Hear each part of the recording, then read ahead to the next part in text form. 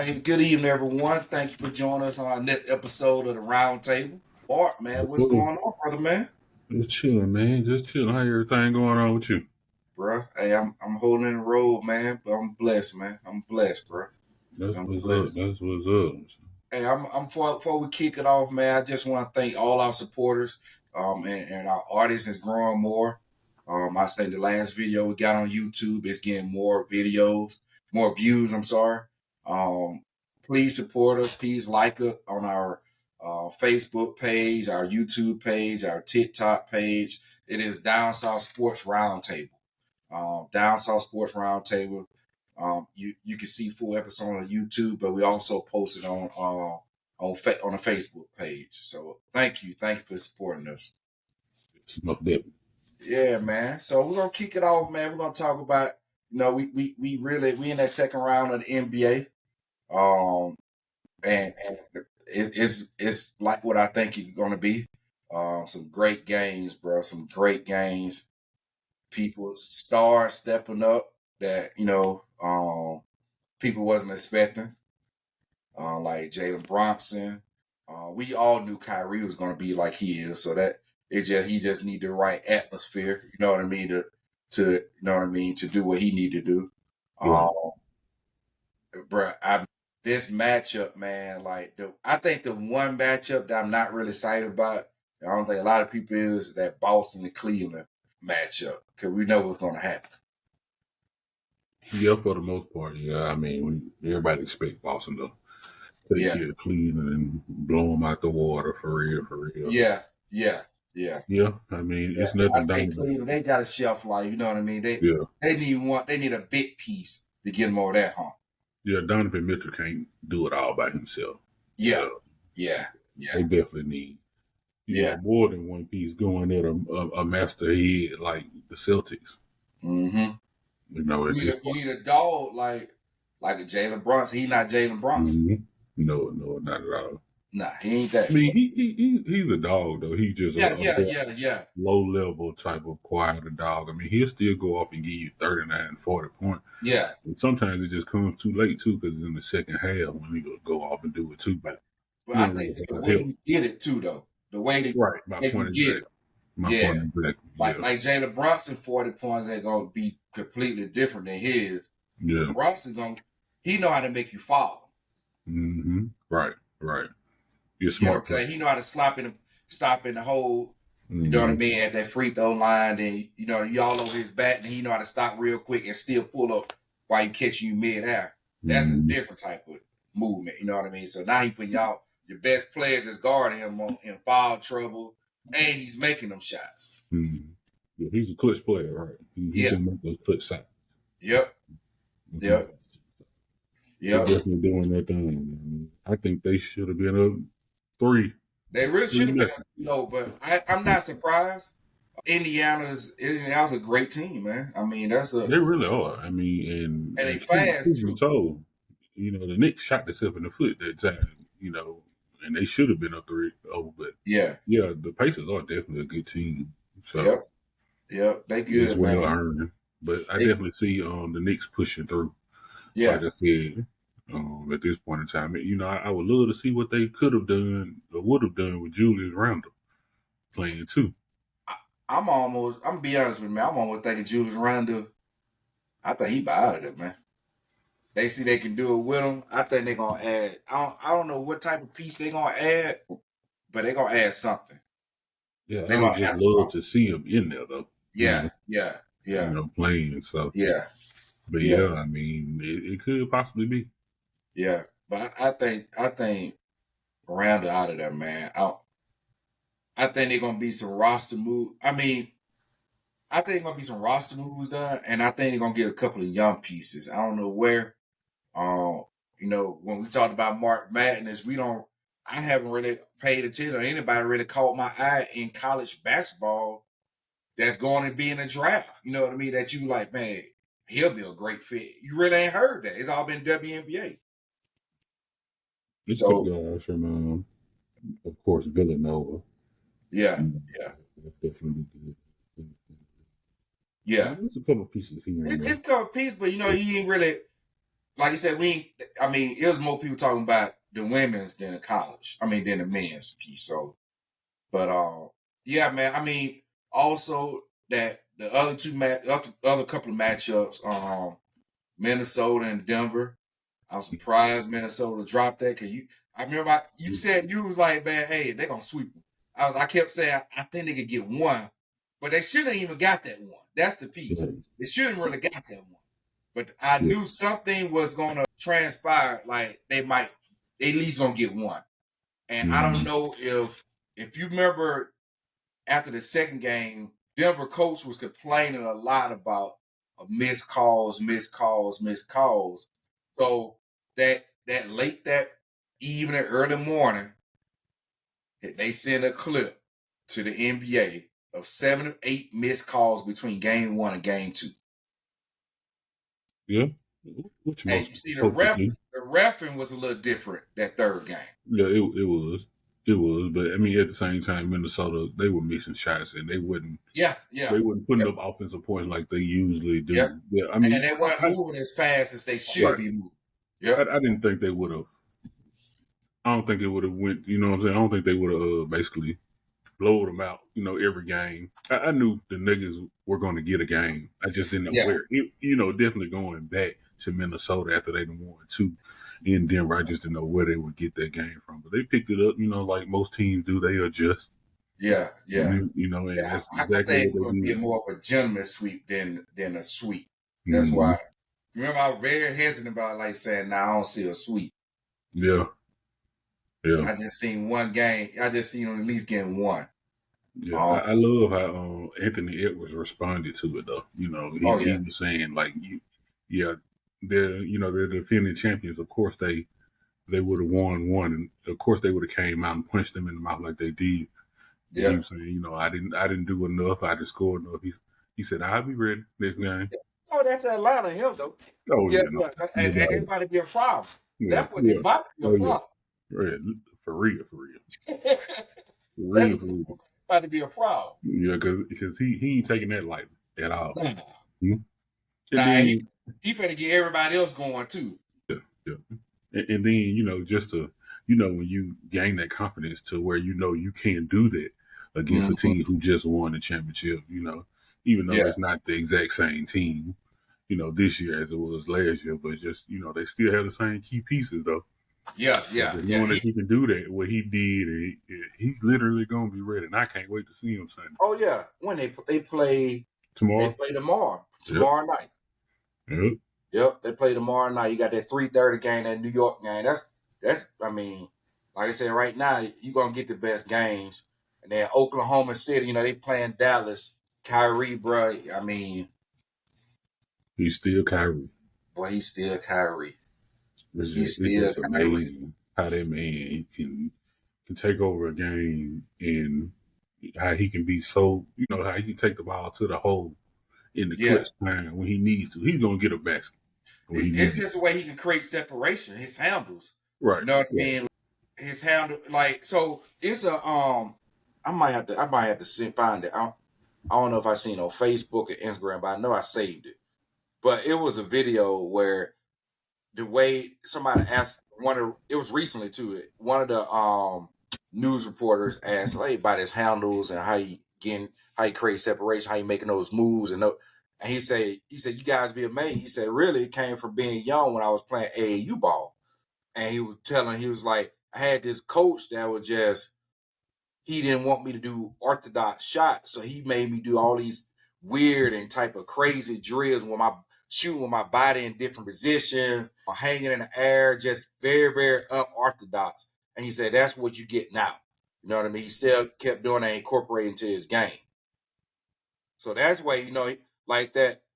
I mean, like for somebody that's off the street to make a shot like he did, especially the one he did today in that clutch moment where it was that, you know what I mean, a left hand shot, whatever. Drove to the hole. Yeah, drove to the hole. For a normal person, that's like, dang, that's a lucky shot. But for him, shoot, he probably did that 50 times last night, just getting up shots. And it's still an amazing shot. Yeah, it is. It is. But you know Just what I mean? But though at that level, you work, you work on every type of game situation because you know the level of competition, what they throwing at you, so you got to be able to shoot. So like you look at like pregame warm ups, they doing all these different things and how they moving their body, spinning, then making a shot. And then it's crazy to watch, but I like to see it because you see how they incorporate that to their game. Right. Right. They Right. doing real live movements, and by him getting taught like that, you see where that got him. So it's like, hey, most kids now they think going to the gym shooting 50 3-pointers, 50 free throws is what you need, but you ain't even moving fast. You're not even moving to what somebody would try to, attack you on a basketball court. Yeah. And, and They're those stats. lessons, Saying those like lessons very that you learn. Yeah, it came back. Those yeah, lessons that you learn, he's incorporating them now into his game. It's yeah, definitely paying off because yeah, the way he can contort his body in the air and through the hole when he needs to. Like I said, he's definitely gonna get those points, those last 2 points, those last 3 points, whatever it is. So yep, yeah, yep. I know Luka love to have him.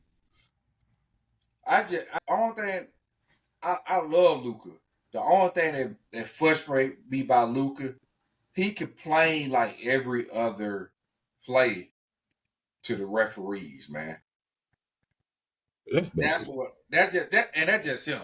You know what I mean? I mean, I don't. I guess I don't. I hate that, man. I mean, you complain like legitimate, but sometimes just play ball, bro. Like Yeah, especially in the playoff, you need to get back on. You know what I mean? You need to get back on defense, bro. I don't. It is what it is. yeah, Now, when it's a timeout, yeah, I'm gonna go talk to the ref. Like, bro, man, I've been fouled the last 4 times. You ain't said nothing about it. But in the middle of the game, bro, I mean, you stopping the fuss with the referee, and they still moving the ball. yeah. You can't do that. That's one thing. Yeah, that's what So, that's and he does that a lot. That's what that's my down where I wish he doesn't do that as much. yeah, Um, I love Luka. I yeah, love his tenacity, how he plays. yeah. I like everything about him for He real. moves smooth because it He make it do. look like it's slow. It look like man, y'all can't stand like he not barely moving. You know what I mean? Slow is, you know what I mean? When you say smooth is slow, that's that technique. Like he moves where to the point where, hey, I ain't gotta exert much energy to do this. It just Mm-hmm. makes it look so easy. Yeah, him and Jokovic they're the slowest best people I ever seen. Because that's how it is. It looks like they moving so slow, but like you're saying, they know what they're doing, and I know Yeah, it's longer steps. They taller yep, individuals, longer steps, catching people off guard. yep. It's working. And they strong too. So you know what I mean? So Mm-hmm. they can you ain't just gonna push them around too. So they strong too. Right, right. So like somebody like KD side, they ain't gonna be take. Even though KD he over years, he can handle it, but he ain't finna be blowing with you like with some big dude. You know what I mean? He gonna be all bruised up. That was the reason. Like a lot of the players, I don't know if you heard people. Matter of fact, I put one. Draymond Green. They said it was a question asked on his podcast. I forgot who asked him this. So who's the hardest person you ever had to defend? And there's been a number of people that say it's Carmelo Anthony. They said, man, after the game, they got bruises all on. They got to put ice packs on their chest. They showed it was Paul Pierce. That's who else said that. But man, they said, man, he's just a bully.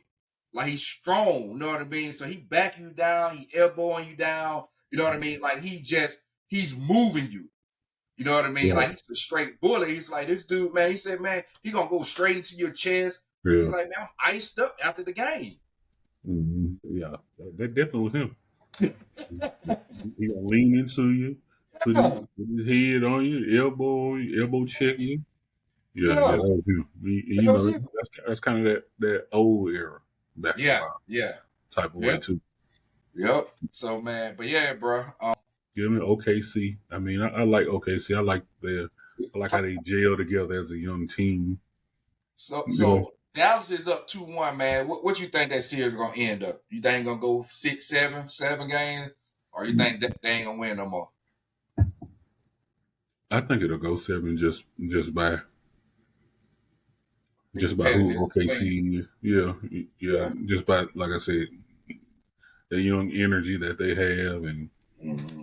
But Mm-hmm. I think they'll push the momentum. They'll push the level to where they're Yeah. making them play. You know, Yeah. Yeah. the nights that Luka and Kyrie might be a little beat up, they still gonna be going full speed. Yeah. Yeah. I don't think Oklahoma gonna win another one. I don't think they're gonna win another. And the reason why I say that, I think Dallas now is about to start. They 3 games, so they about to play game 4. I think the level of experience is about to catch up. Mm. And I think they're finna get thrown things at. They're gonna throw things at Oklahoma that they haven't probably seen, and they got the right coach to do it, Jason Kidd. You know what I'm saying? Mm-hmm. So I think they about to change up a lot of, you know what I mean, like make them adjust, and they're gonna throw that young team off. So for the next 2 games, I think that's what's about to happen. And it definitely can. It definitely could Yep. happen. Yep. And I could see it happening. I mean, but I just think, like I said, that young energy, Now ain't gonna to, be a dogfight. Ain't gonna be no right. blowouts. You know what I mean? Them next 2 games I'm talking about that Dallas win, they're gonna be close games. They ain't gonna be no blowouts and nothing. I just think that they're gonna pull it off the next 2 games. That young energy will prevail. Yeah, yeah, But I um, think definitely the Mavericks will pull it off. Though. yeah. Okay, okay. What about New York and Indiana? Yeah, I'm gonna go with Jalen Brunson then, man. The Knicks. How many games? I definitely. I don't. Nah, I don't see the Pacers winning though, because I don't think they should have won that one they did win, even though they did win it. So Now, before you say that, now Bronson, he's still dealing with a foot injury. Was it knee yeah, injury? Foot. I yeah, think it's foot. No, it's foot. Yeah, yeah. He's questionable. yeah. Yeah, they But said he was questionable last time. yeah, yeah, yeah. But they know if he knew that if they didn't play, they ain't got a shot. I mean, Mm-hmm. he's like the last. He like the last they got, bro. And Thibodeau, that explains why it was always so many injuries with the Chicago Bulls. Right, how he did. He ran them boys in the ground, man. Yeah, He ran them boys, and that's what's happening with New York. yeah. Because like I said, you got your star players hurt, beat up. Yeah, At the most critical time when you need them. So yeah, yeah. it So he definitely got ain't a good he thing. got a bad rep right now in NBA because of that. And I never really paid attention because I was like, I mean, that's the reason Derrick Rose was always so hurt. Man, He wasn't coming out the court in regular season games. So yeah, that explains a lot. That explains a lot. yeah, D Um, Rose definitely got pushed to the limit. yeah, yeah. Yeah, and And I think that's very clear to see. yeah, yeah. Um, so what you think gonna go? You think gonna go? You think it's gonna be 4-1? You think they ain't gonna win no more? Indiana ain't gonna win no more? Yeah, no, Okay, okay, definitely Brunson plays. okay. They And then will. what about Denver and Minnesota? Denver and Minnesota now. I think that would definitely go to 7. I Okay. think it'll go to 7. So you went from a sweep to going to 7. But I know I cleared this up. I cleared it up early. Said I didn't think they were going to sweep them. I just didn't know where they were going to get a win from after losing Oh, 2-0 yeah, in yeah. At home too. right, and having to go to Minnesota. You Okay. know, Okay. that's a steep hill to climb. So Okay. All right. All right. All so right. yeah, yeah, yeah. I Yeah. got you. I got you. All Yeah, right. I clarified that earlier, man. So I'm trying to bag me in a corner, man. Hey man, I'm just saying, bro. I'm just saying. No, no, no, no. Though I definitely think though. I think that one can go 7. Okay. And just like we saying, definitely with Denver, them being defending champs, knowing the game, I think they can definitely pull out another one. And definitely just seeing how they handled the game the other Yeah. night. They made adjustments. I mean, even though Minnesota didn't do that great offensively scoring the ball, Denver did what they needed to do. And Yeah. Jamal Murray was a man. he was a man the other night. So I definitely We'll can see see how them. long that lasts because the way they've been playing them, they finally catching up, but they really should have still lost that game regardless. But now we're gonna see what they get thrown because the problem is they're gonna keep changing the pace on Joker, and Joker it's him or nobody, so he got to play 98% of the minutes. Yeah, but they changed the game plan, as you can tell. I mean, Yeah. because they not letting them center they wouldn't center everything around Joker the Mm-hmm. last game. Okay. You know, Yeah, they yeah, were that's true. That's right. true. They learned the hard way with that one. Exactly, and you know, Yeah. it basically turned into a Jamal Murray type of Yeah. game because you have to with the fast pace, like we were saying. So they made the right adjustment. So Yeah. in making the right adjustment, they won by almost 30 points. Yeah. Yeah. So That's true. That's true. Okay. All right. All right. All right. All right, man. We'll talk about a little bit of baseball, man. We'll talk about the Braves. I seen the Braves, you know what I mean, knocked off the Mets. I think hmm right now the Braves 24-12. And people down south, well, yeah, I mean, I yeah. know we got people watching all over, but for people down south, and we already said this on the last episode, especially people in Alabama, Georgia, Mississippi. Most all the South are Braves fans. So we got to hmm talk about the Braves Yeah, Tennessee. Yep. and Tennessee. There ain't no teams around Right. there. and, Yeah. and, and nobody mess with the Marlins down in No, Florida. Nobody mess with them, man. we don't go that far. And You Tampa know? Bay either. Right. Right. Not at all. Not at all. So yeah, that's why the Braves definitely are so well loved. Yeah, You and know, the in the southern states. Definitely, yeah, they doing their thing, man. They had one out away from being a no hitter, yeah, you yeah, know. yeah. But I mean, they're still winning. We're not necessarily going for no hitters, but if they come, we'll definitely take them. what do you think the weakness is on their team that you can see getting hurting them down the line? Because you already know, doggone baseball is a long season. It is, man. I just hope Snicker they make the right decision as far as when to change up on pitching. Mm-hmm. Because I hate when he leaves a pitcher in too long and the game starts to get out of hand. If Yeah, you jump on it early, I mean, you see the pitcher, he's throwing the wrong pitches during the game. He's throwing the ball clearly straight down the plate in the box, and they slapping it all over the field. Come on, man. Let's just go and get him out the game. Let's stop the bleeding right now. Put the right pitcher in. Iglesias or somebody, Max Fried, put yeah. somebody in that we need to close the game out the right way. What Yeah, I man? mean, and I think that was our downfall last year too. At the So same you thing, think his rotation is jacked up, man? Like he is. ain't It giving is. him like he ain't Mm-hmm. got he ain't got the right kind of mixture. Yep. Yep. That's like I said. That's what hurt us last year for real. For real. You got to if you don't pull that player out early or that pitcher out early, you pull them out and they got three people on base or two people on base and they on third and second, and now you put the new pitcher in. You know what I'm saying? And it's Yeah, hard to come back when you down by so much. yeah, yeah. And definitely, you got to stop momentum swings too in baseball. That's a big thing How too. many, how many days? How many days rest he's giving the pitchers? Rest, Yeah, like because you know what? right? Yeah, I forgot the ratio they used to, and it might still be. I think it was like if you pitch like If you what was pitch it like like six one or day, seven? Yeah, it used to give them like a couple of days, like 3 days of no throwing or something like that. 2 days. well, the game to change too now. But yeah, they usually let them rest maybe a whole game or two. Now Okay, at this point in time, okay, we okay. definitely having so many pitchers now.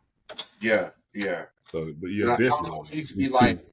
no throwing for like 2 days, or hmm then that third day you light throw, then the fourth day you come back and start back throwing or something. I can't remember hmm the ratio it used to be.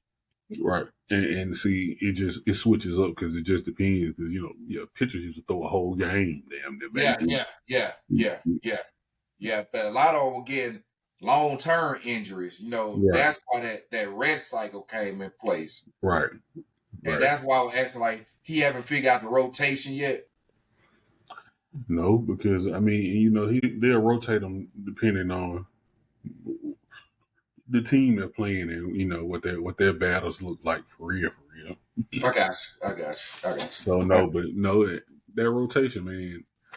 I think we have to get on top of that this year, Yeah, definitely early, yeah. because we can't. Before the All-Star break. Because after Yeah. the All-Star break, yeah, now that's when they start going down here. All the little stuff that you ain't Hmm. fixed early, they're gonna eat Right, your life. right, and them teams pick up on that. Yep, Got a good team with good coaching. yep, yep. Just like how the Phillies did us in the playoff. Well, them some dirty fans. I'm talking about the Eagles, the Phillies, the baseball Oh, team. feeling rough, bro. Feeling Man, rough. man, Why you say State like she is? they all up like that. Yep, everybody from Philly just like that. Yeah, They whole stadium started doing the Braves chant last year when they were beating us in the playoffs. Well, you was them dirty. yeah, bro. I mean, yeah, yeah. I got you. I got Yeah, you. yeah, but yeah, as long as we get that together, man, we'll be all right. But I see we're okay everywhere else. Man, we Okay. strong and hidden. I mean, we're strong at defense in the field too. It's just the pitcher rotate, the pitching, and Hmm. basically the rotation of it. Yeah, a lot of people were mad about that Yeah. last year. And we let go some of our best coaches. Coach Washington. I Mm-hmm. mean, I wish we would have kept him. He was a pivotal piece to the Braves organization. Yeah. Our Yeah.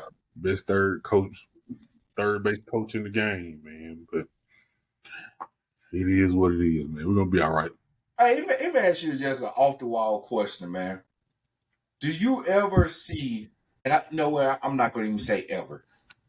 I'm gonna put a timeline on it. Do you see in the next 15 to 20 years of a professional NFL athlete also playing baseball, like Bo Jackson and Deion Sanders?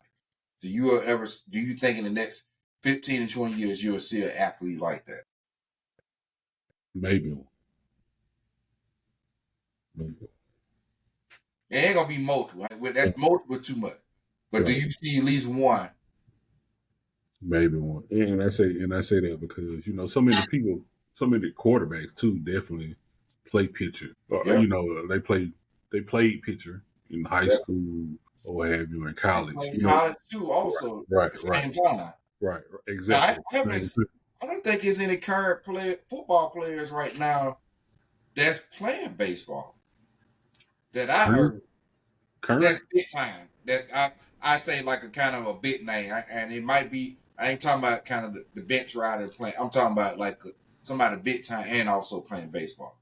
Mm, I haven't. I don't think yeah, I don't I think so. might be wrong on it, but I think Russell Wilson probably the last one.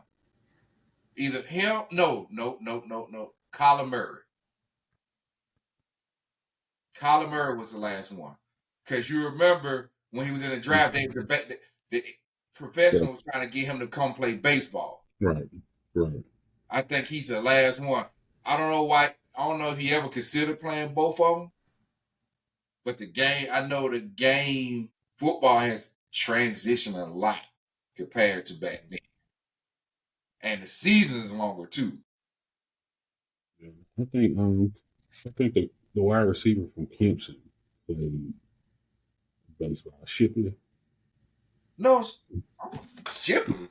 He running back. He the running back. Well, the running back, yeah. I think one of the players from I don't remember him playing baseball. I know Shipley. one of the players from Clemson. It might Okay. not be but it was one of the players from Clemson, I believe, played baseball too. Who I went to don't the know who major that, league. I don't know who that is. I might have to Yeah, look but I that don't, up. I don't, I don't think it's nobody now though. Yeah, yeah. I know. I still got nightmares about Will Shipley. Man, you and me both. Well, remember I told you. So you remember my son high school when he was in the ninth grade? They You say went. he's the running back. Yeah, Oh, right, he was right, the right, running back that they faced in the right. championship game. Right. Boy, only person I seen move like that right now, Christian McCaffrey. And what was crazy when in high school, he was training with Christian McCaffrey in high school, with him. He was training them. That's why he No run like wonder that. he was moving like that, bro. Yeah, They no doubt. could not stop him, man. Talking about linebacker had him pinned down. His little feet were doing like this, out of there. I'm like, bro. Breaking down too early. Can't For break high down. school called Wellington High School. Well, Wellington High School beat him in the championship game, bro. He beat him. He beat our high school by himself. and The that's line, I'm gonna tell you, the offensive line was small, but they were diving, they was cutting you.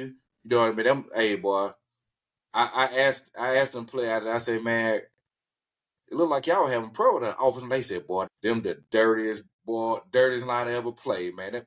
Hey, he said they was not big. They was cutting every play.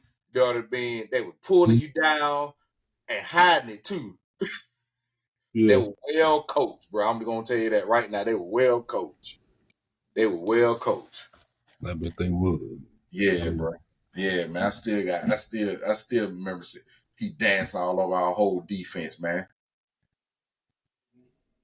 Danced over, bro. I'm trying to see who the Who that person was? yeah. Yeah, I don't That's it. it, Drew Henson. hmm.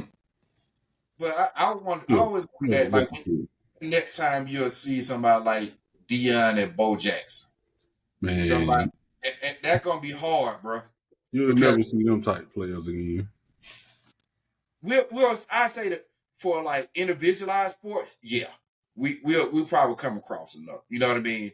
But to play multiple sports, it's almost hard because they the way the schedule is, they change the schedule from that time and piece to now how NFL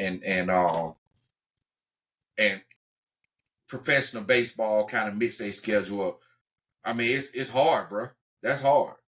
Yeah, man. And definitely with, like you said, with practicing and everything going on now, the spring trainings, and Yeah, it's definitely difficult to find the right time to play in both. I mean, because Dion used to take a helicopter from Turner Field to, what I'm saying, to the yeah, stadium, yeah, baseball to football. So, yep, yep. You might not even have an owner want to do that. right. They want you to yourself. Nah, you all know what I mean.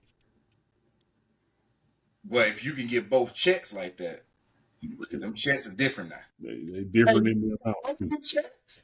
Yeah, definitely a baseball check. You get a baseball check, 1 or 2 years of a baseball check.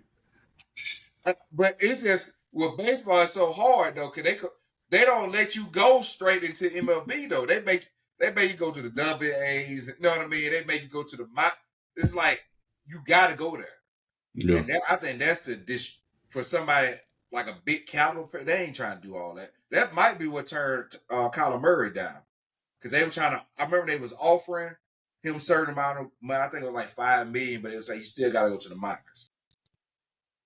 yeah, yeah. They said Russell Wilson just did spring practice, so he don't count. Yeah, yeah, Yeah, yeah, and speaking of what you said, Paul Skeens, who was the number one pick in the MLB, he was yeah. pitching for LSU when they won the national championship. Mm-hmm. Today was his first game for the Pirates. They called him up from the minor leagues, like you were just saying. He had to Mm-hmm. play in minor leagues, and they called him up today. So today was his first game. Somebody Uh, must have got hurt. usually that's why they call him up. But Yeah. he just so Injuries he's don't so too active. happen. Right. He just so good too. That's the Yeah. thing. He had like 98 pitches over almost 100 miles an Mm-hmm. hour. So he Yeah. had like the most. He down there striking people out left and right, just like he did in college. So Yeah. Yeah. if Yeah. anything, that's probably why they could have called him up for that, because like he's a once in a lifetime type of pitcher too, for real. And tell me, I think that's a discouraging part for probably somebody talking about playing multiple sports like that, because if any other sport somebody has a kind of a talent like that, they ain't going to no minors. It's Right, like MLB. I don't. right, right, That's a cut. That's very cutthroat, bro. right, right. And why would I leave NFL to go to the minor league to play? Mm-hmm. You feel me? Yeah. Yeah. Jordan just wanted to do that. Yeah. He wanted to go He to the kind of minor wanted to league. go back to his childhood Right. dream. He really wanted to. He really wanted a break because it was just too much mental behind the Right. basketball that Right. was draining him. That was Right. outside of basketball, but Right. they were forcing down. You know what I mean? All them press conferences, Mm-hmm. and he just got tired of it, man. Mm-hmm. He got tired of it, bro. He got tired of it, man. Yeah, that's But what yeah, it man. is. So, Yeah, bro. it's different in playing different sports. I mean, Yeah. which brings us to today. We have Austin Rivers in his discussions. This man, now this was the craziest thing he could have said. 30, he can name 30 players who could play in the NFL right now from the NBA. I mean, which is asinine. It's crazy that he even say something like that. Now, I mean, so you have players who probably could play, but it's definitely not 30. And what he said was, for him to try to act like people are taking it out of, speaking out of line about what he said. I mean, what he said was so selective and opinionated. It's like he said, he could take 30 people who can play from the NBA to the NFL, but not vice versa from the NFL to the NBA, which is so crazy at the same time. bro. And what's even crazy? A lot of we've discussed on here a time when you showed one of the reaction clips, and we were talking about the little boy who took the hard lick. Yeah. But and just like everybody knows in football, definitely and we've all been through it. We've seen people who come on the field and first day of pads, second day of pads, they take their hit, they disappear, they back in school. And don't. And what's the joke? Yeah, what's the joke? They gonna go what? Play? They gonna go play basketball? Yeah, so Because they don't so want right, right, right, exactly. One of the players I was reading about it, he said I heard you. He was talking about Austin Rivers. He said I heard you say out your own mouth that you stopped playing football because it was too tough and it was too hard and it was too high. So I mean, so what's crazy about it? All right, first thing, what pisses me off about what he said. You know this. When I teach young kids how to play football, and I love teaching linebackers, I love teaching the offensive lineman and defensive lineman. Those three positions. What you are literally trying to move another person against their will. You are literally trying to use power to move this person that's in your way, usually out of the way.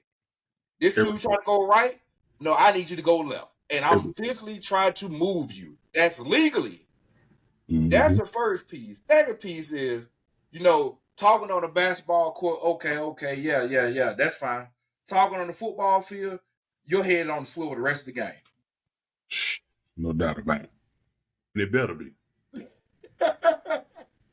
somebody cheap shot you, Mark. Hey, this the first quarter. By the fourth quarter, you gonna find some way, somehow.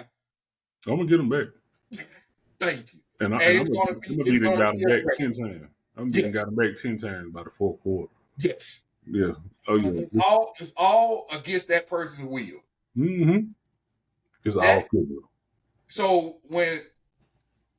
when he said that, I almost want to say, bro, please right now sign a 5-day contract with any NFL team. Pass a physical, which you gonna do because you just came from the NBA, you ain't playing no more, and go ahead and just go out there and say you said it's run and catch. Go run in the catch and see what happens. Yeah, that's what JJ White told him. He said go ahead and try it. Yeah. Okay. What are you saying, bro? I promise you, You're not who gonna make who, it. who was the sorriest team this year in the NFL? I think it was the Patriots, Or the uh, Panthers. Panthers. The sorriest team. Pick the sorriest team. I promise you, everybody on that defense is coming with bad intentions. Ever because they sorry, they got to the professional level and they For started. real. For Okay. real. Yeah, because I've seen the Panthers and the Patriots lose close games to good Yeah. teams. Yeah. So It, yeah, I mean, we all know that when you play grow up in football, I say this more, and and I see the big generation. I talk to you about this all the time. I see the big generation mindset of how players and how they approach the game now, like young kids and high school kids. And I say they won't survive in our generation, not because of skill. I ain't say that. These kids move a little bit better. You know what I mean, skill wise, because the play schemes are a lot different. It's spread out a lot more. But what I always say, I say it's the mentality how they approach the game. Everything supposed to be catered. We took everything. The one thing we were trying to do is take your soul. We were really trying to take your soul, and the only way we knew how to take your soul was, hey, to put my shoulder pad or my head. We didn't care about it. We didn't pay attention to that crap. You know what I mean? It wasn't no concussion stuff. We just called it ringing in. You know what I mean? I got my bell ring. But we didn't care about our body. We trying to take your soul, man. Yeah, I'm trying to knock you loose every play, every single play. That's what I'm aiming for. And the difference when I always have to tell, hey man, you got to be more aggressive. You got to be. I ain't never heard nobody, me growing up, coach telling us you got to be more aggressive. Not growing like high school, middle school when we grew up in Scarborough. They made you aggressive because you playing against some dudes, bro. Oh, yeah, like they always line up the young kid against the older kid. Mm-hmm. Hey, dang, he beat. You got to figure out. You like, dang man, I gotta figure out how to beat this dude. Now, you know, he big and strong. I gotta figure it out. Mm-hmm. They might say, hey man, you gotta be a lot more tougher. They ain't nobody. The aggressive was always there because it came from the competitive nature. Right. Now we gotta teach aggressiveness, man. Yeah, you wanted to bring that to the field when you play. Yeah. You know, you wanted to match that energy. Yeah. Growing up. So yeah. Right. We definitely, you know, it was in us. Bro. I'm gonna play this video of James Jones. Two of them actually. James Jones responded to him, right. And then Austin Reed called him a meathead. Austin River, I'm sorry, called him a meathead, and then he came at him again. Then he started throwing his stats down. I'm gonna hold on. Let me share my Cause that, bruh, with people like that, you say, hey man, please strap it up, man.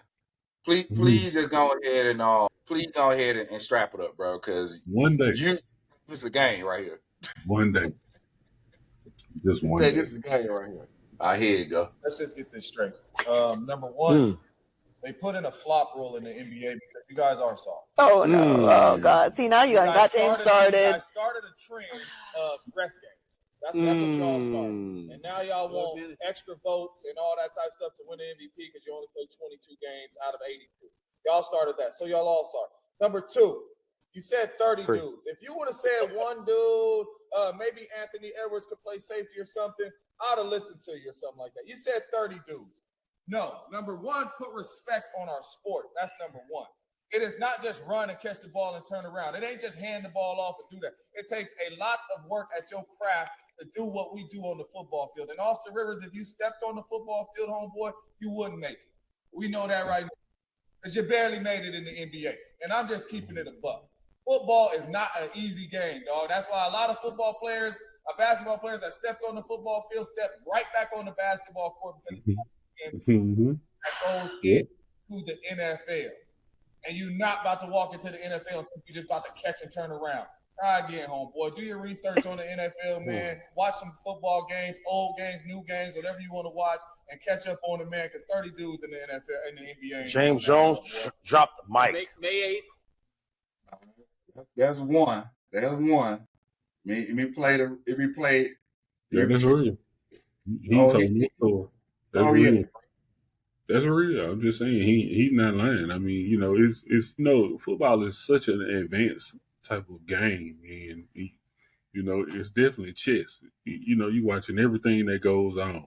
You know, from what they're doing. Every movement counts in football. You know how they lined up. You know, are they showing man? Is it going to be zone? Are they going motion? You know, all right, now it's loaded to this side. You know, okay, now we switch to defense. Where the quarterback pointing at you? I said, what they doing? Oh, they audible? Now they audible. All they go erases. You back to square one. So what they doing? What's the personnel? You know, all that matters. Well, that's just the scheme of it. And then you didn't even say nothing. You didn't even add that. You're moving somebody against their will. Right. Why doing all this? Right. Right. That's where the physicality part of it comes in play. Right. Exactly. I'm just talking about the mental. So it's so Yeah. many different aspects, to the game, man. It's not dribbling the ball down the court and shoot the ball. And he said something real. I mean, obviously we know it's 82 games in the NBA. Have you ever seen talking about, you know what? It's only one time a year that you'll see a player say, I'm going to take a rest game. They already clinched the playoffs. It's the last game of the season. They most likely don't have a bonus that, you know what I mean, a bonus they're going to hit for like a certain mark. Hey, bro, we already clinched. We win or lose a game, we got our spot. Yeah, you don't need to play it. And that's because, like I say, most coaches do that. Most coaches do that Yeah. to rest their players Yeah. for the Because they already dealing with it. Everybody know by the time the end of the season, you might not be showing it, but you injured somehow. Right. Something is injured on your body that you can use that extra week. 9 times out of 10, football players' mentality is built different. You never want to rest the game. Nah. You never want to sit out. Like I said, that's usually a coach's call. Yep. Jeff Saturday said trainer call. Right. I mean, yeah. Yep. Jeff Saturday said when Jeff Saturday was the center for Peyton Manning when he played for the Colts, and they went 15-0. They went like 15-0, something like that, 14-0. Yeah. And it was like the game before they go to the playoff, and the coach wanted to rest the players. Man, they were pissed off. He said they were pissed off because they wanted to play to win the game, and they lost the game because, of course, nobody's beat the Dolphins in their perfect record, and they lost the game. He said, man, but that still messes with him to this day. You know what I'm saying? Even though they were that good, just to lose that one game. Like, you never want to rest. That's not the mentality of a football. You don't want to rest. If you play football and you grew up playing football, you playing for a good while, you already, that's why they call it, like he made a reference that he'll meet here. I'm gonna play that in a second, but like you already gotta be triggered differently. You know what I mean? You gotta be triggered different because everybody around you trigger like that. It's like, hey, you don't match this crowd, this ain't gonna work out for you. You might need to go change another sport, bro. Because you gotta be triggered different. Like to come down, like especially on defense, to come downhill and basically collide to another man. Yeah, you know what I mean? When other time you doing that in life? Right. I heard Charles Barkley say that. Now I don't too much agree with everything he said, but he said that they were talking about playing. He should have played football on the set one day. Oh yeah. He's like, "Are you crazy?" He's like, "You gotta be crazy. You gotta be crazy to play football. Who would play football?"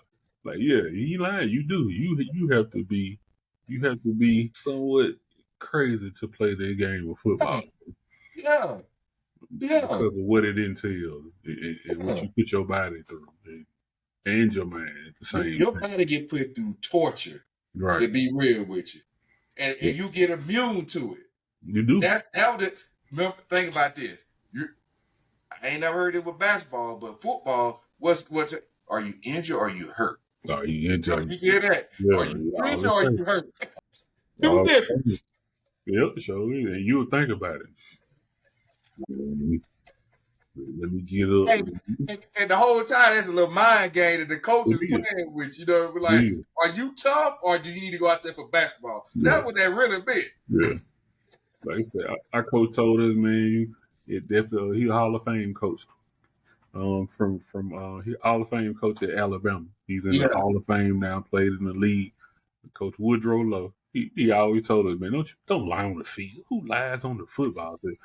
He said, I don't care what you do. You get up, you crawl back to the side. Don't lay on the football field. But see, look, that's the mentality of the people who coach you. So I mean, that's how we're built, man. That's how we're programmed. And we would run through a wall for Coach Lowe. You can ask anybody who played with me. We would run straight, slap through a wall for this man at any point in time. We wired different, man. It's a different thing. Boy, I'm telling you, bro. Hey, if we play this other one, man, his response. Here you go. head.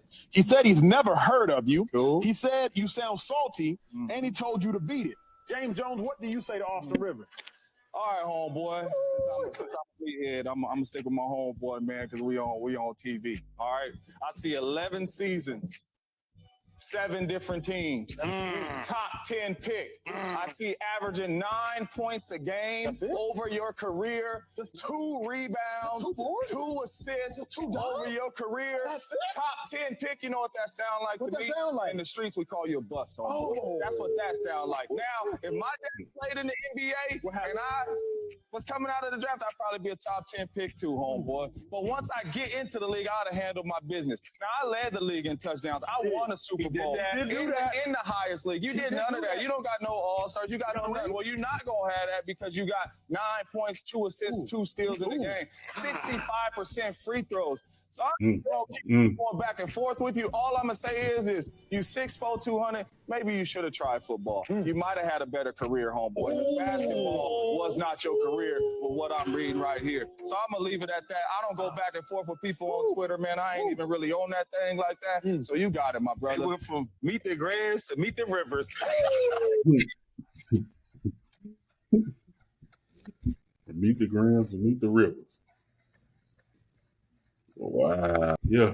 Yeah, he ate him up on there now. Boy, you can shut up, bro. You can shut up, man. Hey, I got one more, bro. Go ahead. And I'm just to say, I didn't even know that was his stats, like 9 points. Yeah. And 2 assists. What are you talking to? What are you talking for? You talking to a man who got a Super Bowl ring. And led the league in touchdown pass. Man, come on, man. What are we talking about? What are we talking about here, man?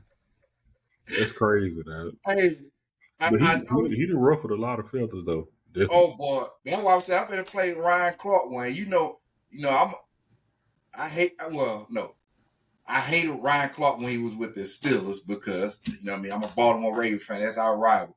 But he one of them safeties that when it was legal at that time, the Steelers anyway had hitters. Boy, he was a hitter. You know what I mean? That mug was a hitter, bro. Sure. Comes to play football, who's never played football before, that's a hooper.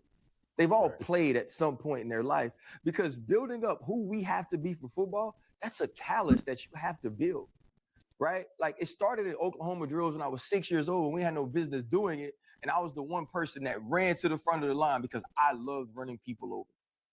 And I was like, if you get me when I'm on defense in this drill, I'm watching the line. And when you get back to the front, I'm skipping everybody. If I'm not lining up where you are, that's a mentality, bro. You're born with that, and then you build on it each and every year. They ain't that. Like, part of their mentality is that flopping is a good thing. I can't walk down the street and have somebody bump me and I flop. I'm not finna act like you hurt me. If you bump me, I'm finna try to walk back around and swing the bench so I can bump you again. Like, that's part of the mentality. And are there some people there who are probably skilled enough? Yes, they are. But you mean to tell me you got to pick a Russell. You got to pick a healthy Derrick Rose. Because if you give me anybody, maybe Anthony Edwards, you give me anybody 6'6" or taller and slim, I'm going to split him in half so many times. He can't get low enough. So many times he's going to choose to do something else with his life. But on the basketball side of it, most of us can't just go do that because most of us aren't tall enough. And it's such a game of skill. But I didn't find it disrespectful by Austin. He's talking about the athletes that are there, and I get it. But he also has to think about the culture of the humans. Period, point blank. The reason Draymond, right, is thought of as such of a goon in basketball is because he'll fight and he'll push and he'll grab and he won't do all the flopping. He has a Draymond Green would be one of those guys he has a football mentality. Yeah. Let me tell you what happened to Draymond Green when he went out and tried to play football at Michigan State. He got his ass choked out and he realized they are all like me. All of these mother effers out here is crazy. And Michigan State wasn't even that good. Yeah. Right? And so my point is this. I get it. Athletically, some of y'all can do some of the things it would take to play certain positions. Emotionally and mentally, I would break you purposely. The day they sent you out there, the first thing I would do, if you play receiver and I see you motion down in this Z crack, I don't care if Freddie T got the ball, I'm gonna turn like this, right? I'm gonna look at you and I'm gonna say to myself, I see, Austin, and your little light-skinned eyes, this is not what you want. None of that Right? smoke. When I do it the first time, I'm gonna be like, well, okay, first time he was all right. Let's see you do the second time, and the third time, and the fourth time, and the fifth time. And so I think it's a great discussion. And I don't know what football players I'll pick that could go play basketball, but the bottom line is I believe we are more athletic humans because I think we can do more. And I believe the basketball part of it is a skill thing developed over time, as it is like the mentality of what we do.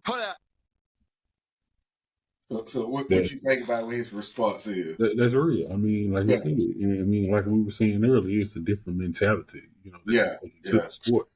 You know, you take that with you every day into the sport. You know, you go into a battle. You know what I'm saying? When you go to practice or to the game, you know, every day, you know, you go into battle and you go into it with that mentality.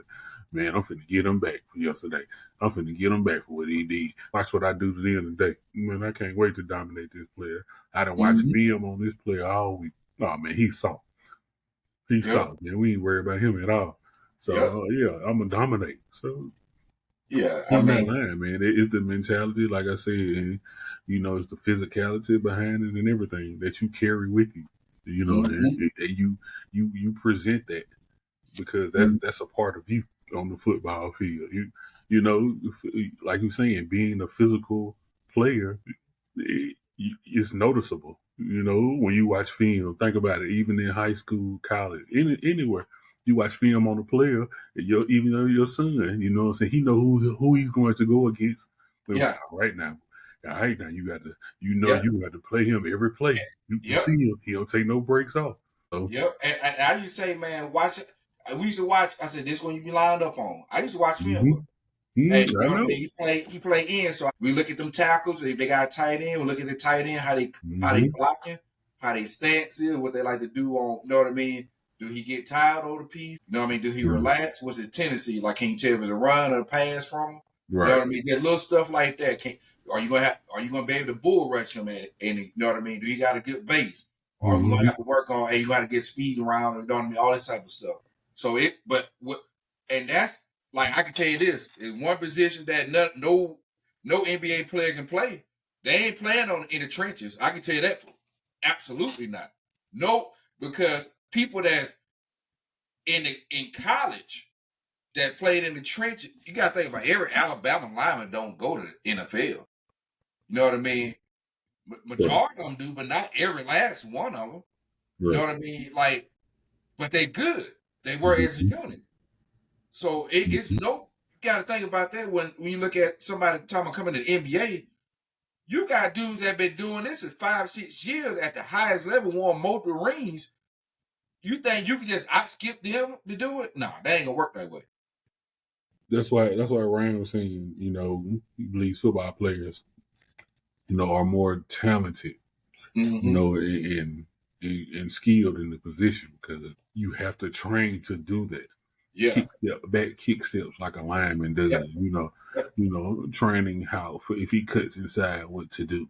You know, I mean, not to even mention the skill position, the running routes. Yeah, we didn't even touch the skill position. I mean, and linebacker too. That's hard. Of course.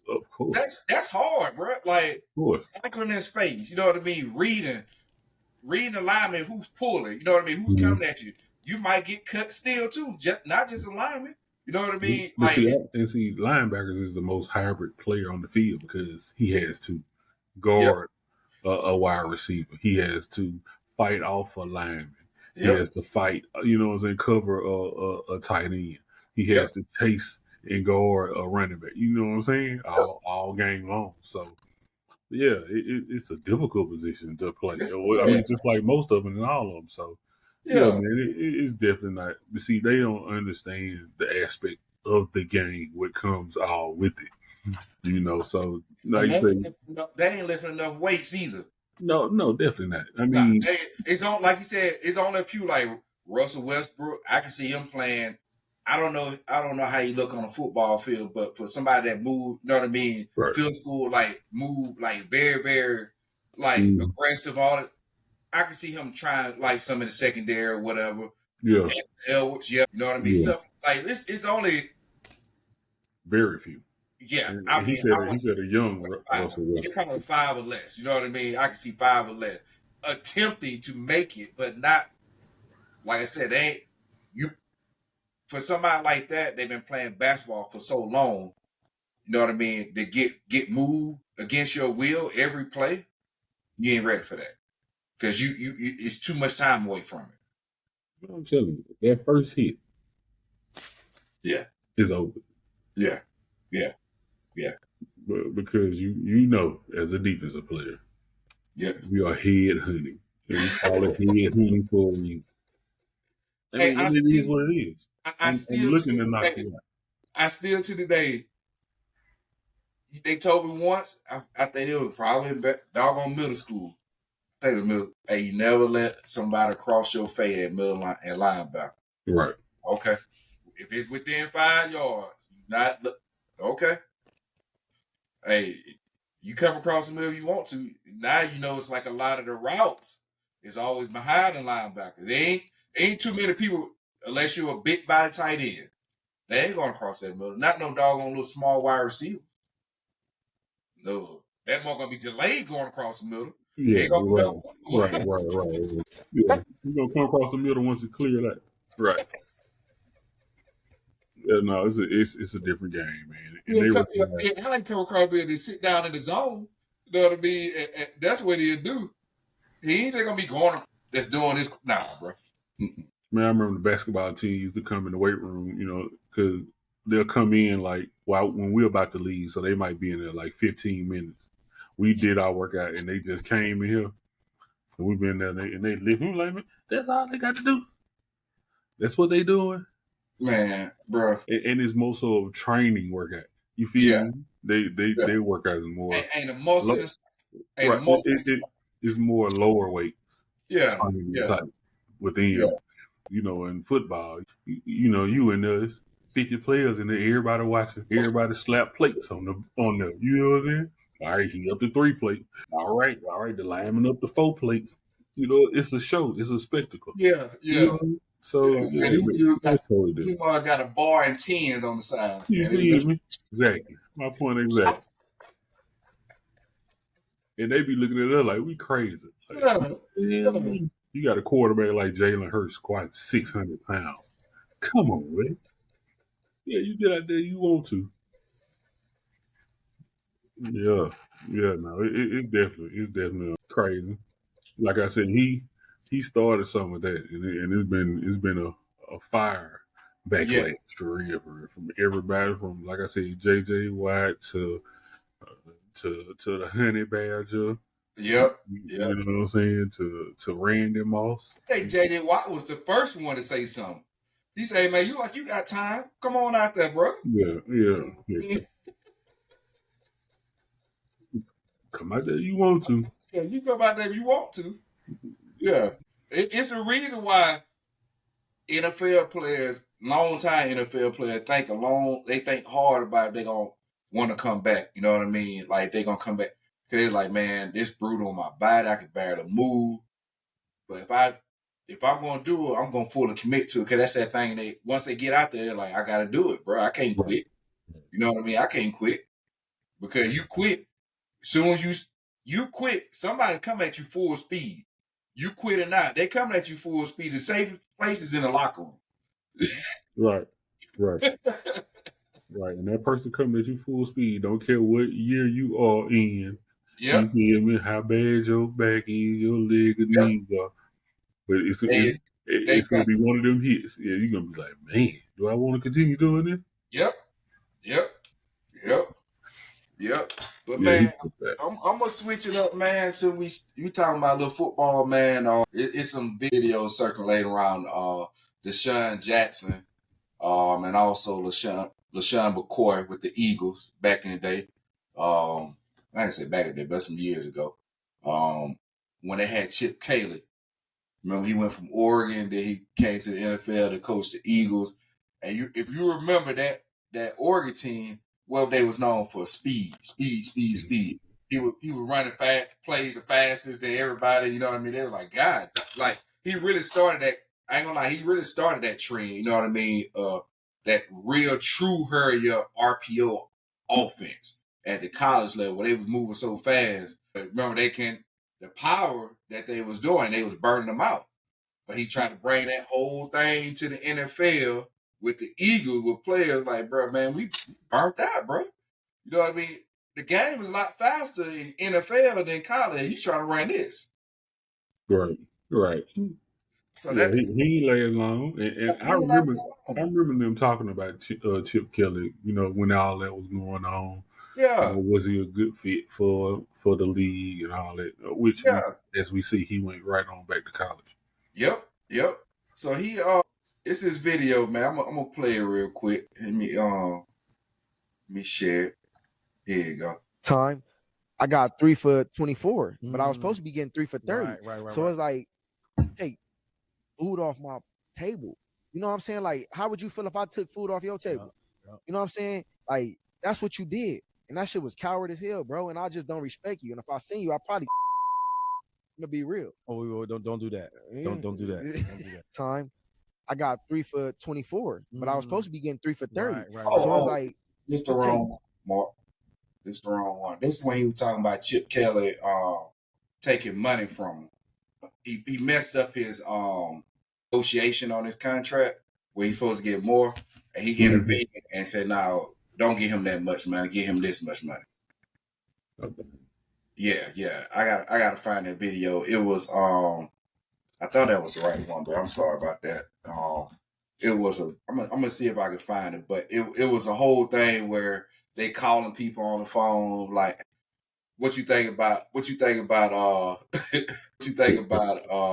Chip Kelly, and all of them was like, screw that dude, man. You know what I mean? He the worst coach ever. Blah blah blah. So it was a lot of back. I don't know where I say that video at, but I'll find it, man. I'll find it. But yeah, it was bad, and he was burning out them players. And he remember who was on that team. They had Deshaun Jackson, LaShawn McCoy. They had what was the other? Avant. That was the other wide receiver. I think they had. Was he? Who was the other one? They had like speed all over the offense, dude. That, you know what I mean? That they was like the Eagles. They're like the Dolphins before the Dolphins, like they look now. Everybody was fast, and you know everybody can tackle Shady McCoy. That mother, he was so shifty, bro. So yeah, bro. They had a whole offense. They sure had an offense. I remember like yeah. You remember Patrick Peters, the lineman too? Mm-hmm. He was one of the people they called. You know, he hated them too, man. The offense just with that's the thing, man. If you don't believe in that offense, the players ain't gonna play for you like they should. Because they especially at that level, they know their bodies. You know what I mean? Mm-hmm. You got seasoned dudes already, man. Right. And that's what really frustrated them all was with that crap, man. Man, I can't even find that video, bro. Dang, I wanted to show you that one, man. But I can definitely believe that, though. That's what comes a lot of coaches in trouble when they come into the league and try to, bring in a system that they've been using the whole time in college. Yeah, and think it's going to work in the league. I mean, especially something that's picking up the pace a lot. You know what I mean? Because there's a reason why you don't see a lot of teams do that. They'll do a little spurt or some kind of quick hurry ups, but it ain't like that. You know what I mean? Because everything's so disguised. Right, and that might not work in the league. Like you said, you got all professionals in the league. Yep. So that you bring it in a quick offense, a 2-minute style type of offense that you want to run all game long. It's not gonna work in the league when you got smart coaches and smart players, and we shutting that down every play. Yep. You going three and that, you know, and you burning the players out. You got your defense on the field most of the time. You know, defense hate that. Yep. As soon as you sit down, you know what I'm saying? All you hear, 4th down, punt team. Damn, man. Damn. I just sat down, man. Yeah, I just got a drink of water, man. And the coaches be mad too because they be trying to draw up a play. They're like, God damn, we think that. They still looking up the last series, man. Yeah, exactly. They still look up the last series, man. You know, yeah, bro. That right there. Yeah. Hold on, man. I think that I found. Come on, offense. Yeah. Help us out. Yeah, that especially like when we remember we talking about the running backs and they trying to see like the NFL really people trying to go away from it, but you need that because if you throw 3 incomplete passes, we're going back on the field. Punt team to back to defense. The team ain't resting up. Man, you have to have try to milk some clock off. It's a different phase of the game where you can move up, move down, but you know what I mean? Like it's different phases to it. And man, that was great for college though. When you playing, especially when he was playing in Oregon, they ain't got no SEC schedule. That right, you know what I mean? My point exactly. Yeah. Yeah. And you try to bring that to the Eagles. I mean, but yeah, bro, that's I find that video and send it to you, man. Yeah. So I can check it out, man. Yeah, man. Also, I want to do this. I got two reactionary videos. One is your boy Dan Orlovsky. Danny O. Yeah, and you know, obviously he was a quarterback for the Lions, and then also the Texans. He was a part of the Texans. I forgot he was part of Texas to this video, actually. And he was breaking down like the mindset that a rookie quarterback, which is really all the rookie players, because you know in NFL they got that rookie mini camp that's going on right now. They take a break, then they got the mandatory camp. So he went over kind of like the playbook and what the mindset of like the first 8 days, and that's how they determine if you're ready for it. Can you even keep up yet? And it was very interesting because that goes back to what Austin Rivers was saying, like, oh, it's so easy, you know what I mean, with football, and it ain't, you know what I mean? Like it's a lot of things going on, and a team can throw at you. So here it is, man. I'm gonna play it right quick. If this slides, where is that go? Huh? Why are they going? Try to dumb the playbook down. Oh, there you go.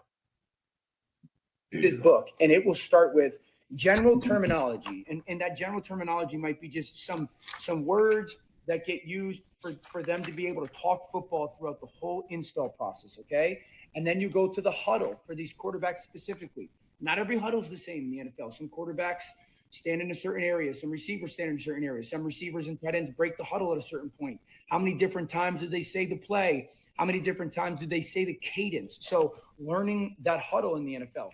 The cadence, what I just talked about. Look at all these different cadences that you can go through. Quick, long count, on 1, on 2, on 3. So how many different cadences does your offense want to use, and can you use with that rookie quarterback?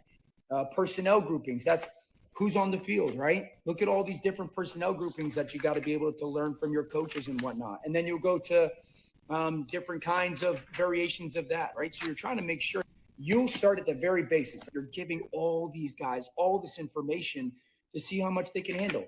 The splits, the different kinds of splits is where these receivers or tight ends or backs are going to line up depending on what the formation call is and the huddle. And then you go to some motions.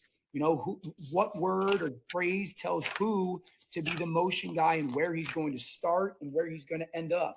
And then all the different shifts, you line up in one thing, and then, again, a word or a phrase makes you move. And then the route tree, what route is called what? Is it a number? Is it a digit? What changes the route? All these different variations. And then route alerts, what route could be, depending on what the defense is run or what tag is part of that offense. So there's that. Okay. That's just getting to the line of scrimmage, essentially. All that if you're and the quarterbacks have to know that inside and out to actually operate, right? And then you go into your installation. And then it's day one install. And here's day one install. That's day one.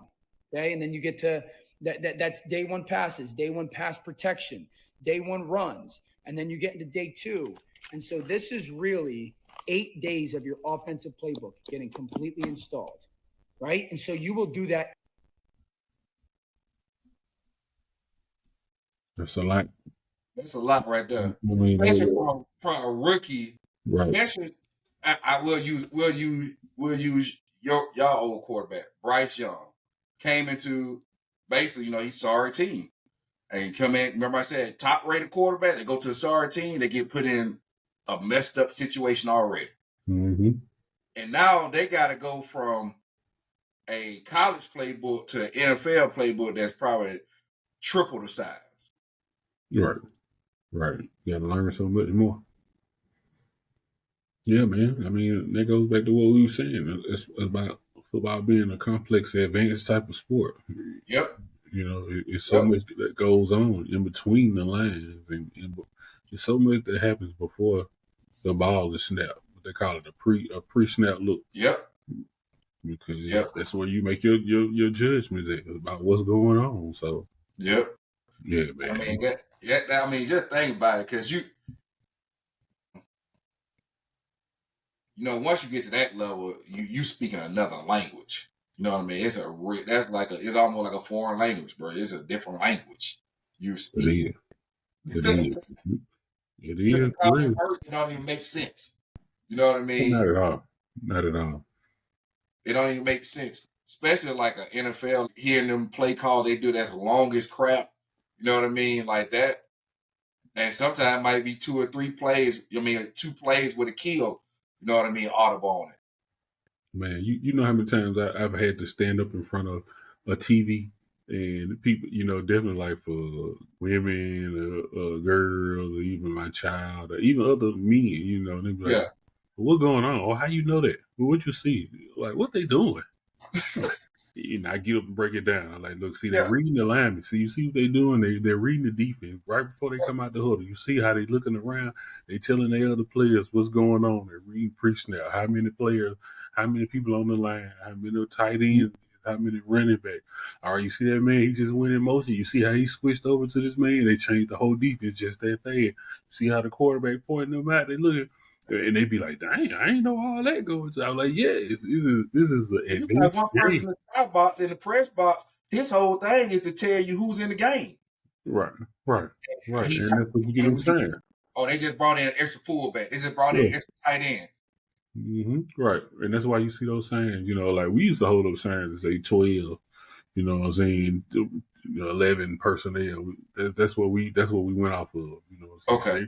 They related from, like you said, from up top to the coaches down bottom, and they tell them, okay, 12. They hold up the 12 saying, so we know it's 12 personnel, Yeah. One running back, 2 tight ends for everybody. So yeah. I mean, yeah, man. That's what I guess I got real mad about that, because you're just only worried about 5 people. Oh man. And it's 10 on the field. 10 in a basketball court at one time. Just on one side of the ball, you got 11, so you got more than what's on the basketball court.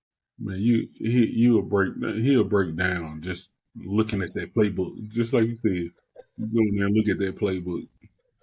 That man will literally break down looking at that, man. Yeah. I don't think he need to be talking no more, man. I don't think he need to be talking. He ain't. I know he's not, because he done got so much backlash. That's the wrong thing to say. And people like, bro, just go on the football field. I guarantee I don't know. Not one team was like, "Oh, you think you the one that talking about? Come on out here. You know what I mean? You can strap it up. Go ahead and sign this liability form, and then we'll just see how this goes."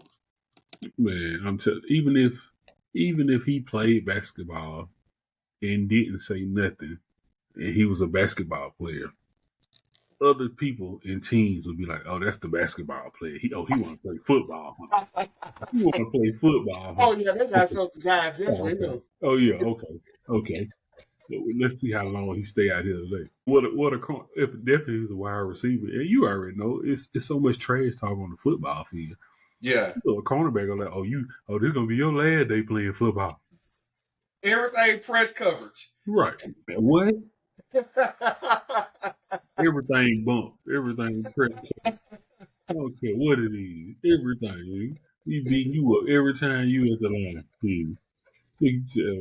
Every time. And don't cut them no slack, like they say. What? Yeah, put some respect on our sport name, like James Jones said, man. Don't play like that, man. Like they said, this is not a contact sport. They call another sport a contact sport. They call this a collision sport. That's what Dick Buckets call it. Dick Buckets call it collision. So think about this. They made the game of basketball safer, if that's even a thing. They made it, and the way they made it safe is you ain't allowed to fight no more like you did, you know what I mean, back in the 80s and the 90s. You know what I mean? Where you could somebody come across, you could tackle them down. They stopped all that. You know what I mean? They trying to make it safer because dudes getting CTE and dying. That's a different type of situation. Just think about that. Like, you talk about a sport that, hey, it's literally people, they'll say they best friends with you yesterday, but then on Sunday or whatever night you play, or a Saturday, or you play on Friday night, whatever, they is trying to take your soul. Right. We playing against a whole bunch of friends.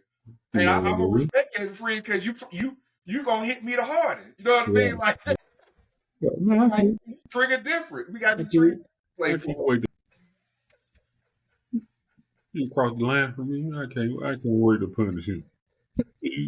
What you talking about? Yeah. And that's the natural competitive, competitiveness in the person for real. Yeah, man. Yeah, bro. But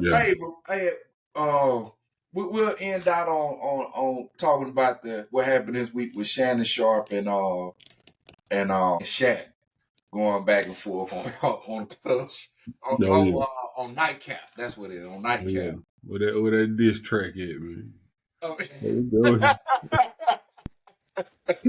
Shaq made a diss record. So in the midst of all this going on, I guess all these diss records that's man. I don't know why Shaq did that, man. I know he got kind of. I think he more like I don't want to say embarrassed by it, but I think he like it took the heart to him. Yeah, it did. He took it personal. I mean, Shaq somebody straight up like you even said that during off season you wasn't working out. Right. Kobe used to get mad. You show up out of shape. Right. And basically Shannon Sharpe just said, "Hey man, I ain't never did that. Right. If you work like I did an off season all year round, shoot, you'd have been more than LeBron James points, man." Right, and that's what it was. He just took it personal. Yeah, you know what I'm saying. He took it as a jab. Right, he wasn't taking a jab at him, and Shaq just took it that way. You know, that's all he was saying was Shannon Sharpe was saying I wasn't the biggest, fastest, strongest tight end, and he even said the tight ends, you know, who are greater than him, who are better than him. He was just saying he did more. He pushed himself to the limit based on, you know, what he could do. He never show up out of shape. Right. He stayed in shape. Right. You know what I mean? Because he knew that was his job. That was his life.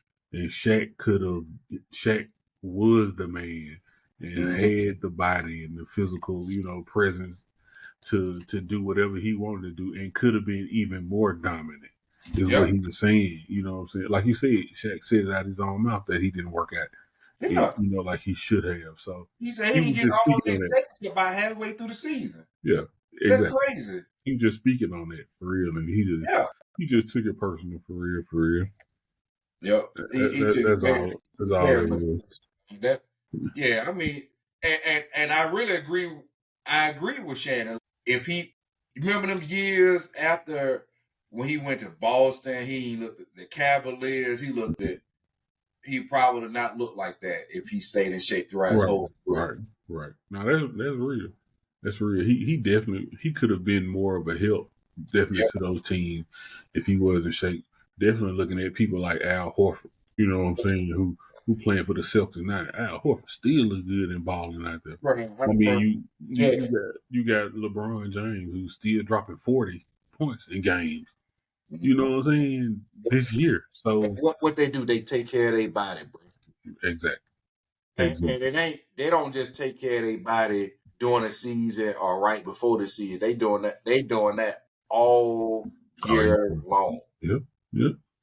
They'll take like maybe after the season, they might take about 3 weeks off, then they back at it. Mm-hmm. They ain't going for, but they maintain it, they develop their craft, you know what I mean? But they ain't getting out of shape. No, not at all. Not at all. They ain't getting out of shape. They wouldn't let their body do that. No. You know what? And that's what you're somebody supposed to big Shaq, he can't.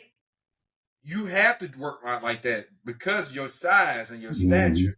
You can't just say, "Oh man, I'm gonna show up." I see why it took half a season, like because you so big. You know what I mean, bro? It gonna take a long time, man.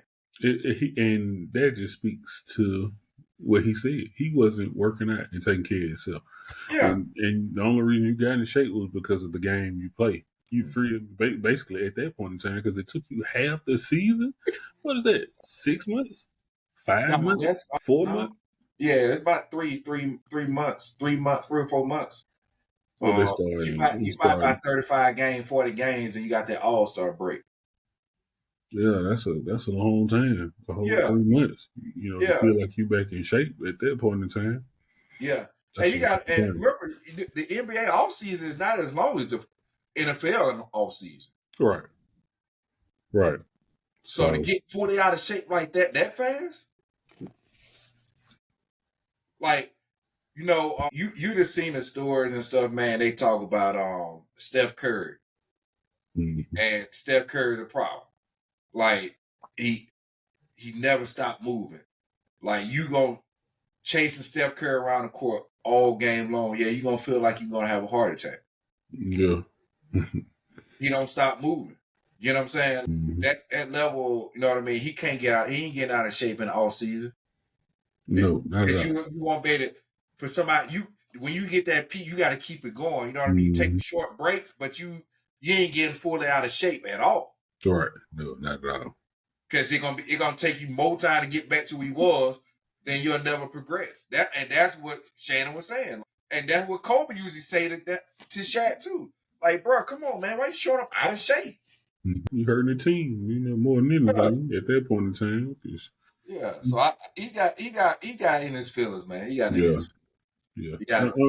You take the trigger and hurt by it because there ain't no other reason you made a diss track. It triggered you somehow. That was crazy. That man went in the booth. On Shameless. That's too funny, bro. But yeah, Mark, man, bro, we gonna end this episode, bro. And we got some great games tomorrow, man. But we gonna get back on it next week. We ain't got a date set, but we'll get on probably early next week, man. Get it early next week. Get back on the episodes. Talk about some good videos, man. A lot of stuff just happening, man. You know what? Before we stop, bro. Did you see Angel Reese? I'm sorry. Mm-hmm. Her last game with Chicago. Yeah, well, I didn't, not live. I didn't get to watch it live. But yeah. Hey, you need to check out the highlights on that. Boy, she balled. I'm just going ahead and say it right now. Yeah. She balled. She said her and Caleb Caleb, they bringing the fire back to Chicago. That's what she say. Well, we gotta wait to see that. That's what she say. What you don't believe in? What is that for? You don't believe in Caleb? No, I ain't gonna say that. I ain't saying I don't believe in Caleb. What I am gonna say is what I always say. You're number one pick for a reason. Yeah, you're going to a team that's gonna get you hurt in 6 games. Another Bryce Young, basically. Yeah. Yeah, and they never. You're right. They never fixed the problem from Justin Fields. They just got a new quarterback. So I mean, and they got some good wide receivers because you know that wide receiver draft was loaded with wide receivers, man. Good wide receivers. So yeah, they did. They got old better from Washington too. Dunze. Yeah. So I mean, but you're number one. You already know from pick unless you trade it up. But if you end up landing between 1 and 10 in the NFL draft, you did not have a good season. Right. Unless you trade it up. If you got a pick like that, you're expected to come in and start. So the reason why I made that kind of reservation with Caleb, I ain't talking about Caleb talent. That ain't what I'm talking about. I'm talking about the people that you about to face. Yep, and the team around you. Why are you facing them? So let's go ahead. Hey, Ben, you gonna agree on this? That in college football, the SEC is the closest thing to the NFL, and it's not even nowhere close. But it's the closest thing to the NFL. Right. He played out west. And so Bryce Young, he took his beating in the SEC. He took his beating with the Panthers. Mm-hmm. Real. And he was built for it. Get what I'm saying? He was built for that. He's out west. Coming from out west. We sure gonna see how he handles it. So you gotta get what I'm saying. Mm-hmm. Even though Alabama had a great line around Bryce, but his times he got sacked, and it didn't feel good. You know what I mean? Because SEC linemen are the biggest linemen on both sides, offense and defensive line. When we talk about out west, why they can't win the championship? Any teams out there. Trenches. Because why? The trenches. Yep. Now in the NFL, we already know they trenches. They ain't got no undersized linemen in the It's only a couple. And if they undersized, they pure dogs.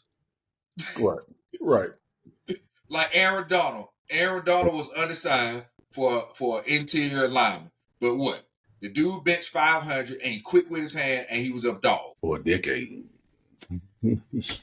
So that's why he might not want to talk so fast because the dudes is coming.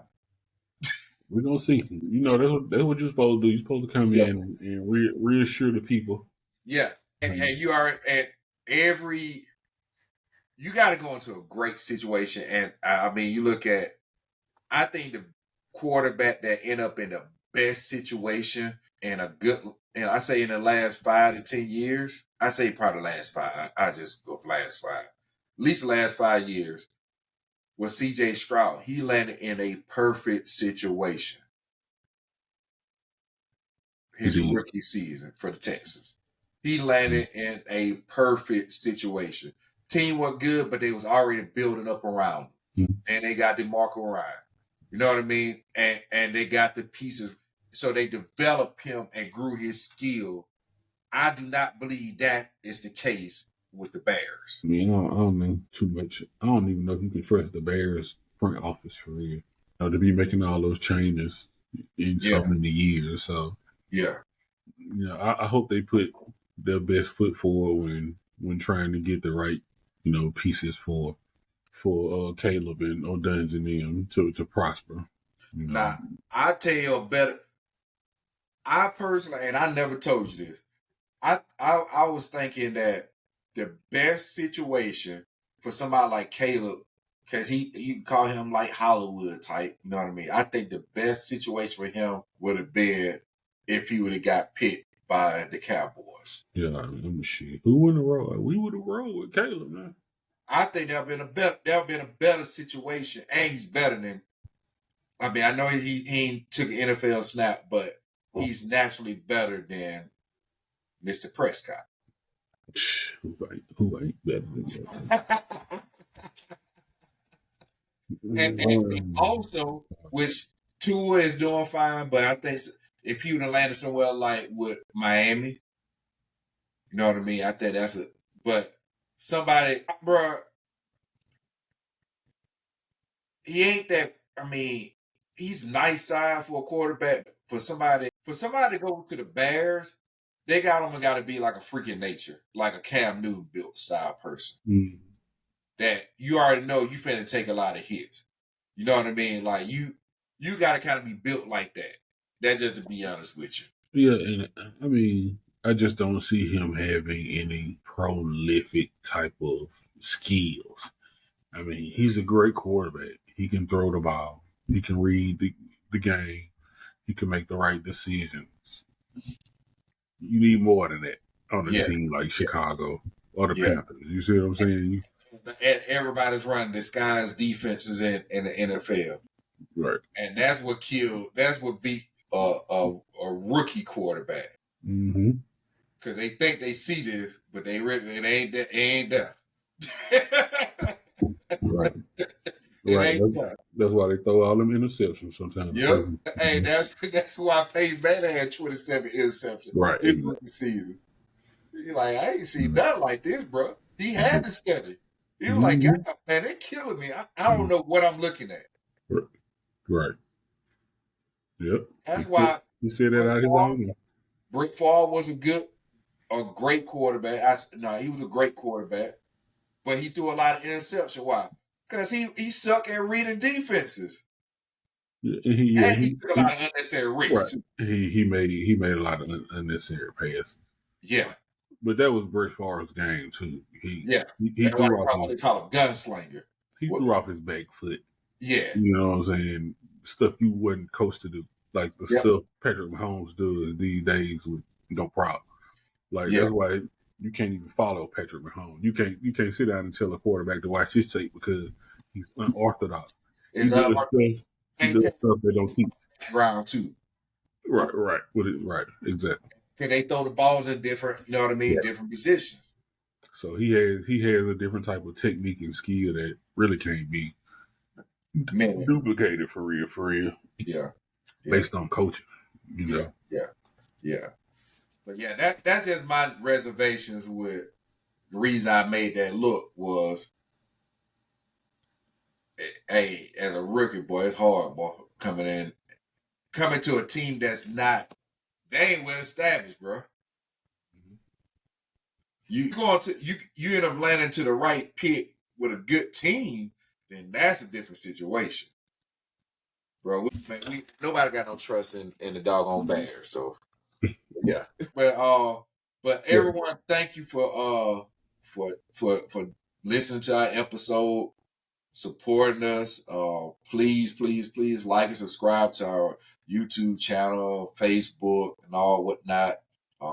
Thank you so much, man. Mark, I'll let you close it out too, man, if you got anything. Yeah, no, we sure appreciate it. You know, definitely for all the listeners, followers. You know, keep coming back. We're gonna keep giving you this game about sports and everything that's going on. You know, congratulations to the WNBA. They finally made a big move. They're getting all chartered flights now. I didn't know that. Yeah, they're getting all charter flights now. So, yeah. So it's a step in the right direction, man. Hey, what we said about this draft class. Yeah, they're changing the game. Said it's gonna be some changes. They gotta accept these new rookies, man. Mm-hmm. You can't not accept them now. They're changing the league, and they're bringing so much exposure and money into the league. Can't tell them no. So. That's major, man. I'm just proud of them, happy for them. That's it, man. You feel me? Old tiny interpreter got to pay back $16 million. So Yeah, man. You know, the sports world is always. I wonder how much he was making being an interpreter. That's what I want to know. I said I wanted to look up that too to see how much he was making. Because that number, did they instantly know how much he has or make, or that's how much he? It's not the number, and that number ain't gonna never get paid because he ain't got. Right. You know, that's how much he funneled away from that man account. So, yeah, we gonna see how that goes too. So, yeah, you know, it's just news to keep an eye on and stay abreast of. You know, in the upcoming days and following weeks. Keep checking out the Braves, man. We play again tomorrow. So, who y'all playing tomorrow? I can tell you right now. They playing. I'm pulling it up right. They play tomorrow. They playing the Mets again. Yeah. When they start playing each team 3 times. Man, they've been doing that. They've been doing that for a minute. For real. You know, they usually play like these series back to back. Yeah. I thought it was always like 2-game series. Yeah, so they playing the Mets again. So they got more. They got they got a lot of games. Right? I mean, not a lot, but they playing Sunday, Monday, Tuesday, Wednesday. Yeah, we'll be at Tuesday straight. We're going to the Tuesday game. Yeah, okay. Because they play the Mets, and then Monday, Tuesday, Wednesday playing Chicago. Okay. All right. But hey, folks, thank you for joining our episode of Down South Sports Roundtable. I appreciate it. Thank you again, and you have a great evening. Y'all take care. See you soon.